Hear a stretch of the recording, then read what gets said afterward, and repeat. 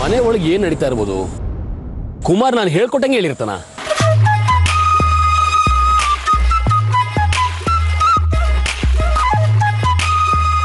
ಏನೇನಾಯ್ತು? ನಾವೇನು ಅಂದ್ಕೊಂಡಿದ್ವೋ ಅದೇ ಆಯ್ತು. ಅಂದ್ರೆ ನೀವು ಹೇಳ್ಕೊಟ್ಟಂಗೆ ನಾನು ಹೇಳಿದ್ದೀನಿ. ಶೀಲಮ್ಮು ಎಲ್ಲರ ಮುಂದೆನೂ ಬೆತ್ತಲೆ ಆಗಿದ್ದಾನೆ. ಸೌರ್ಪಣಿಕ ಅವರಂತೂ ಎಲ್ಲರ ಮೇಲೆ ಕೋಪ ಮಾಡ್ಕೊಂಡಿದ್ದಾರೆ. ನನ್ನ ಮೇಲೆ ಅದನ್ನ ಇಲ್ಲಿ ಯಾಕೆ ಹೇಳ್ತೀರಾ ಸರ್? ಒಳಗೋಗಿ ನೋಡಿ. ತುಂಬಾ ಥ್ಯಾಂಕ್ಸ್ ಕುಮಾರ್. ನೀನೆಲ್ಲೂ ಹೋಗ್ಬೇಕಾಗಿಲ್ಲ, ಇದೇ ಊರಲ್ಲಿರೋ. ಏನಾದ್ರು ಕೆಲಸ ಬಂದು ನಿನಗೆ ಹೇಳ್ತೀನಿ. ಸರ್, ನೀವು ಹೋದ್ಮೇಲೆ ಅವ್ರು ನನಗೇನಾದರೂ ತೊಂದರೆ ಮಾಡಿದ್ರೆ? ಯಾರು ನಿನ್ನ ಮುಟ್ಟೋಕ್ಕಾಗಲ್ಲ. ಏನು ಸಮಸ್ಯೆ ಆಗದಿರೋ ನಾನು ನೋಡ್ಕೋತೀನಿ, ಸರಿನಾ? ನೀನೀಗ ಮನೆಗೆ ಹೋಗು, ನಾನು ಅಲ್ಲೇ ಬಂದು ಭೇಟಿ ಮಾಡ್ತೀನಿ. ಆಯಿತು ಸರ್, ನಾನು ಬರ್ತೀನಿ. ಶಿಲಾಮ್, ಈಗೇನು ಮಾಡ್ತೀಯಾ? ಮನಸ್ಸಿಗೆ ತುಂಬ ನೋವಾಗಿರಬೇಕು ಅಲ್ವಾ? ಆ ನೋವಾಗಿರೋ ಮುಖನ ಒಂದು ಸರಿ ನೋಡಬೇಕು ಅಂತ ಅನಿಸ್ತಾ ಇದೆ. ದೊಡ್ಡಮ್ಮನ ಮುಂದೆ ತಲೆ ತಗ್ಗಿಸಿ ನಿಂತಿರಬೇಕು ನೀನು. ನನ್ನ ಎದುರಾಕೊಂಡ್ರೆ ಏನಾಗುತ್ತೆ ಅಂತ ಗೊತ್ತಾಯ್ತಲ್ವ? ನಿಮ್ಮನ್ನೆಲ್ಲ ನೋಡೋದಕ್ಕೆ ನಾನು ಬರ್ತಾ ಇದ್ದೀನಿ. ಬಂದೆ.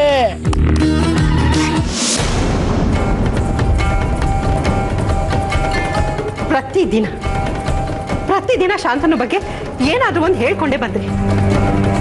ಅದನ್ನೆಲ್ಲ ನಂಬ್ಕೊಂಡು ನಾನು ಅವನ ಮೇಲೆ ಅನುಮಾನ ಪಟ್ಟಿದ್ರೆ ಏನಾಗಿರೋದು? ಅಮ್ಮ, ನೀವು ಅನ್ಕೊಂಡಿರೋದೆಲ್ಲ ನಿಜ ಅಲ್ಲ. ರಾಧಿಕಾ, ಗೊತ್ತು ನನಗೆ. ಎಲ್ರಿಗಿಂತ ಅವನ ಮೇಲೆ ಜಾಸ್ತಿ ಕೋಪ ಇರೋದು ನಿನಗೆ.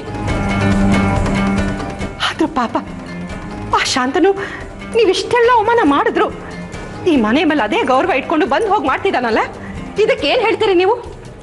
ಅವನು ಒಂದು ದಿನ ನಿಮ್ಮಗಳ ಬಗ್ಗೆ ನನ್ನ ಹತ್ರ ಮಾತಾಡಿಲ್ಲ. ಏನ್ ನಡೀತಾ ಇದೆ ಇಲ್ಲಿ? ಅಮ್ಮ, ಯಾಕಿಷ್ಟೊಂದು ಆತಂಕ ಪಟ್ಕೊಂಡಿದ್ದೀರಾ? ಇವರೆಲ್ಲ ಅನುಮಾನ ಪಟ್ಟ ತಕ್ಷಣ ನಾನು ತಪ್ಪಿತಸ್ಥ ಆಗ್ಬಿಡ್ತೀನ? ಇವ್ರಿಗೆ ಏನ್ ಮಾಡಕ್ ಹೊರಟಿದ್ದಾರೆ ಗೊತ್ತಾ ನಿನ್ಗೆ? ಗೊತ್ತು. ಮಗುಗೆ ನಾನು ವಿಷ ಹಾಕಿದ್ದೆ ಅಂತ ನಿಮ್ಮನ್ನ ನಂಬಿಸೋದಕ್ಕೆ ಹೊರಟಿದ್ರು. ಅಮ್ಮ, ಈ ವಿಷಯ ನನಗೆ ಮೊದಲೇ ಗೊತ್ತಿತ್ತು. ಏನೋ ಚಿಕ್ಕ ಹುಡುಗರು ತಪ್ಪು ಮಾಡ್ತಾ ಇದ್ದಾರಂತ ಸುಮ್ಮನೆ ಇದ್ದೆ. ಆದರೆ ಪ್ರತಿದಿನ ಇವರು ನನ್ನನ್ನೇ ತಪ್ಪಿತಸ್ಥ ಅಂತ ಪ್ರೂವ್ ಮಾಡಕ್ಕೆ ಹೊರಟಿದ್ರು. ನಾನು ನಿರಪರಾಧಿ ಅಂತ ತಿಳಿಸ್ಬೇಕಾಗಿತ್ತು. ಅದಕ್ಕೆ ಆ ಡಾಕ್ಟ್ರ್ ಮನೆಯನ್ನು ಹುಡುಕಿ ಅವ್ರ ಕೈ ಕಾಲು ಹಿಡಿದು ಅವ್ರನ್ನ ಇಲ್ಲಿ ಕಳಿಸ್ದೆ. ಶೀಲಂ, ಯಾಕೆ ಇಷ್ಟು ಹಠ ಮಾಡ್ತಾ ಇದೀಯಾ? ನೀನು ಎಂತ ತಪ್ಪು ಮಾಡಿದೀಯ ಅಂತ ಗೊತ್ತಾ?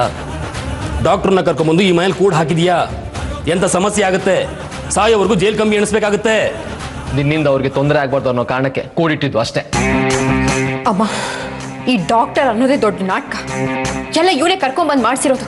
ಈಗ ನಿಮ್ಮ ಹತ್ರ ಸುಳ್ಳು ಹೇಳ್ತಿದ್ದಾನೆ. ನನ್ನ ಮಗುಗೆ ಸಾಕು ರಾಧಿಕಾ. ಶಾಂತನು, ಇವ್ರ ತಪ್ಪನ್ನ ಕ್ಷಮಿಸ್ಬಿಡಪ್ಪ. ಅಮ್ಮ, ದೊಡ್ಡ ಮಾತು. ಏನೋ ರಾಧಿಕಾನ ದತ್ತು ತಗೊಳ್ಳೋ ಕಾರ್ಯ ಇದೆ ಬಾ ಅಂತ ಕರೆದ್ರಿ, ಅದಕ್ಕೆ ಬಂದೆ. ಇಲ್ಲಿ ಬಂದಮೇಲೆ ಧರ್ಮಾಧಿಕಾರಿ ಪಟ್ಟದ ವಿಚಾರ ಬಂತು, ಅದಕ್ಕೆ ಇಲ್ಲಿದ್ದೆ ಅಷ್ಟೇ. ಇನ್ನು ಮುಂದೆ ಈ ಮನೆ ಕಡೆ ಮುಖ ಕೂಡ ನಾನು ಮಲ್ಗೋದಿಲ್ಲ. ಶಾಂತನು, ಹಾಗೆಲ್ಲ ಹೇಳ್ಬೇಡ ನೀನು. ಇನ್ನು ಮುಂದೆ ಇವ್ರು ಏನು ಹೇಳಿದ್ರು ನಾನು ನಿನ್ನ ಮೇಲೆ ಅನುಮಾನ ಪಡೋದಿಲ್ಲ. ನೋಡು, ಧರ್ಮಾಧಿಕಾರಿ ಪಟ್ಟದೆಲ್ಲ ವ್ಯವಸ್ಥೆಗಳನ್ನು ನೀನೇ ಮಾಡಬೇಕು. ಅಮ್ಮ, ನಾನಾ? ಹೌದು. ಅಷ್ಟೇ ಅಲ್ಲ, ಅದರ ಉಸ್ತುವಾರಿನ ಈ ಮನೆಯವ್ರ ಜೊತೆ ನೀನು ವಹಿಸ್ಕೋಬೇಕು.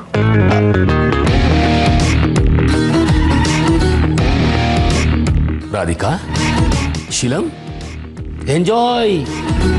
ಅಮ್ಮ ಬೇಸರ ಮಾಡ್ಕೊಳ್ತಾರೆ, ಸಮಾಧಾನ ಮಾಡ್ಬಿಟ್ಟು ಬರ್ತೀನಿ.